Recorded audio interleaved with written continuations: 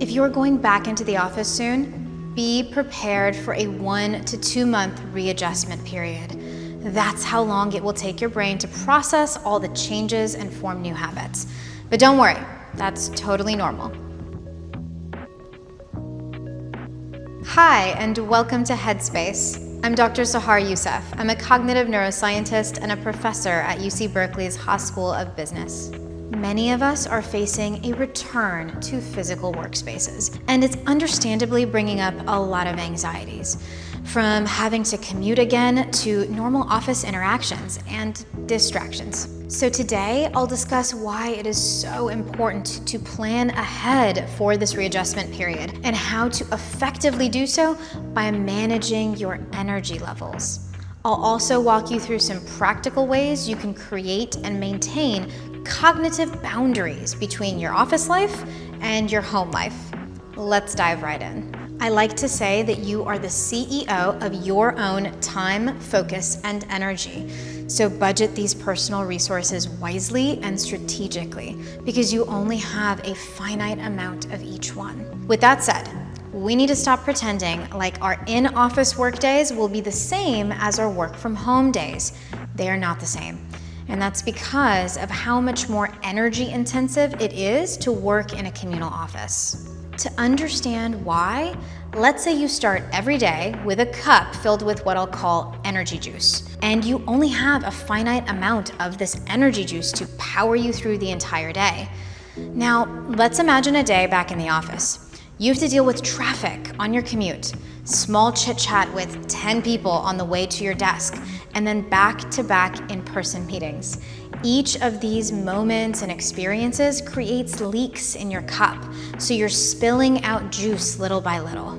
It's no wonder you're absolutely exhausted by the time you get home. You have nothing left in your cup. This is why it's imperative that you start preparing your mind and body for office days before you even go back in. You don't want to wait until you're in a suboptimal brain state to then figure out how to navigate through these new challenges. First, you need to prioritize your sleep. Adequate and high-quality sleep is the only way to refill your energy cup for the following day. Next, plan to get 1 to 2 hours of less work done during those office days due to the energy drain of your surroundings. Block off 5-minute breaks multiple times a day to walk around, get a snack, or stretch. If you really feel like you don't have enough time, closing your eyes for just 10 seconds has been shown to help ease anxiety and renew your energy. You should also plan on an additional 30 to 60 minutes of self-care for the days that you go back into the office. After work, you might not have the energy to work out, make a full dinner, or then catch up with a friend. You might only have the energy to kick back and watch your favorite TV show, and that's okay. You should have a clear ramp up to kickstart your day and a clear ramp down when your workday ends. This is called cognitive onboarding and offboarding. In the morning, create a cognitive ritual that gets you going. It can be physical, like taking a quick walk around the block, or sensory, like enjoying a cup of coffee or tea. You can even combine your ritual with your commute, like listening to a podcast while you're going into the office. I love to use music as my morning cue because it's portable and it's a highly salient cognitive trigger for the brain to enter a certain mental state. For example, I have one high energy song that I play before diving into work and anytime I need to pick me up in the middle of the day. So my brain associates it with getting pumped up. Similarly, I have a more relaxing song that I play at the end of my workday, whenever that is, to remind myself that it's time to unwind. Just be sure to not listen to these set songs or any work-related playlists in any other setting other than what they're intended for. When you're in the office, try to minimize those external brain drains as much as possible. It's helpful to have some clear signal to your colleagues that you're doing focused work and don't want to be interrupted. Having large over-the-ear headphones that are noise canceling has been shown to work really well. If your area is still too distracting, don't be afraid to just relocate.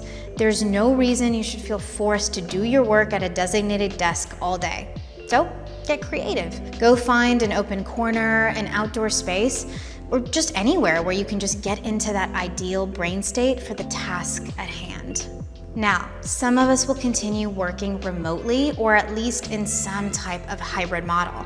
So my number one tip here is to make sure that wherever you work in your home is distinguished from the places in which you relax.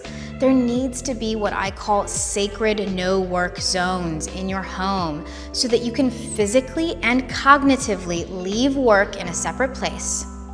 I recognize we're all limited in terms of space, but get creative here. Improvise new areas where you can work by putting down a tablecloth or introducing a new physical object, getting a room divider, or even hanging up a sheet. This will help you automatically get into a work mode whenever you need to, and then quickly transition to home mode.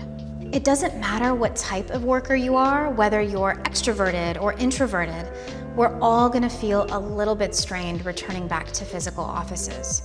Your brain needs time to adapt to yet another new normal. So make a plan and be patient with yourself throughout this transition period. I'm Dr. Sahar Yousef, and thank you very much for watching.